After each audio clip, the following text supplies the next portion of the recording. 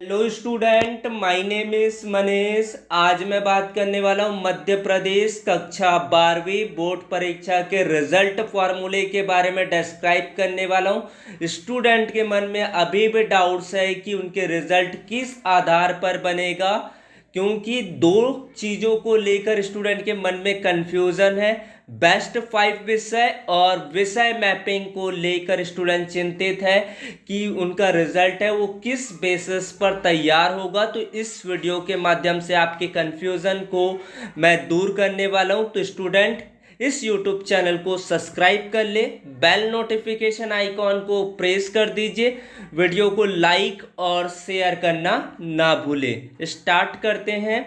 मध्य प्रदेश कक्षा 12वीं की बोर्ड परीक्षा का रिजल्ट 10वीं के 5 बेस्ट विषयों के अंकों के आधार पर किया जाएगा और साथ ही साथ बोर्ड के द्वारा विषय मैपिंग के सब्जेक्ट की सूची जारी कर दिया गया है। तो उसी के आधार पर रिजल्ट जारी होगा। तो स्टूडेंट को इस वीडियो में मैं इंफॉर्मेशन ये देने वाला हूं कि वो 5 सब्जेक्ट कौन से होंगे जिनके आधार पर रिजल्ट को तैयार किया जाएगा।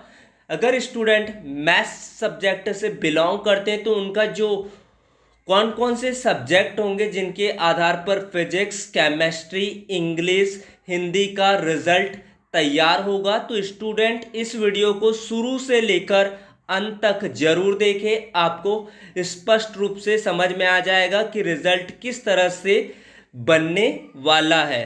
तो यहाँ पर ये एक स्टूडेंट का रिजल्ट है क्लास 10th का, जिसके आधार पर आपको एक्सप्लेन करने वाला हूँ। इन्होंने इंग्लिश में 69 स्कोर किया है, हिंदी में 83 स्कोर है, मैथमेटिक्स में 88 स्कोर है, साइंस में 90 स्कोर है, थ्योरी में 72 और प्रैक्टिकल में 18 मार्क्स, यानी कि टोटल आपका यहाँ पर 90 स्कोर किए हैं और सोशल साइंस में 85 स्कोर किए हैं। तो इनका रिजल्ट आप स्क्रीन पर देख पा रहे हैं और इसी के आधार पर आपको एक्सप्लेन करने वाला हूं कि 12th के रिजल्ट में इसके कौन कौन से सब्जेक्ट को इंक्लूड किया जाएगा बेस्ट 5 विषय और विषय मैपिंग के आधार पर। सबसे पहली बात करते हैं तो यहाँ पर इसका हिंदी का स्कोर 83 है, बेस्ट स्कोर है, तो हिंदी का स्कोर आपका 83 ही होगा।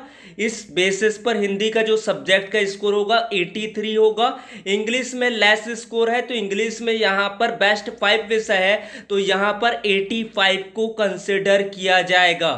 85 वाले जो नंबर्स लाए हैं उनको कंसिडर किया जाएगा, क्योंकि इंग्लिश में इसका स्कोर बहुत ही कम है, यानी कि बाकी सब्जेक्ट के कंपैरिजन में। तो यहाँ पर सोशल साइंस सब्जेक्ट का यहाँ पर मार्किंग किया जाएगा, इंग्लिश में 85 स्कोर होगा।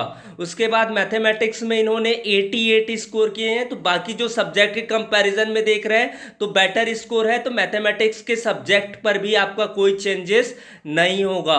साइंस में भी मतलब बाकी सब्जेक्ट के कंपैरिजन में साइंस में बेटर स्कोर किए हैं तो इसके नंबर भी कोई चेंजेस नहीं होगा। तो 90 का 70% आपका थ्योरी मार्क्स होगा, 30% आपका प्रैक्टिकल मार्क्स होगा, यानी कि 90 का 63 मार्क्स आपका थ्योरी होगा, 27 मार्क्स इसका प्रैक्टिकल मार्क्स होगा, यानी कि प्रायोगिक में से इसको 27 अंक और थ्योरी सैद्धांतिक में इनको 63 अंक प्राप्त होंगे।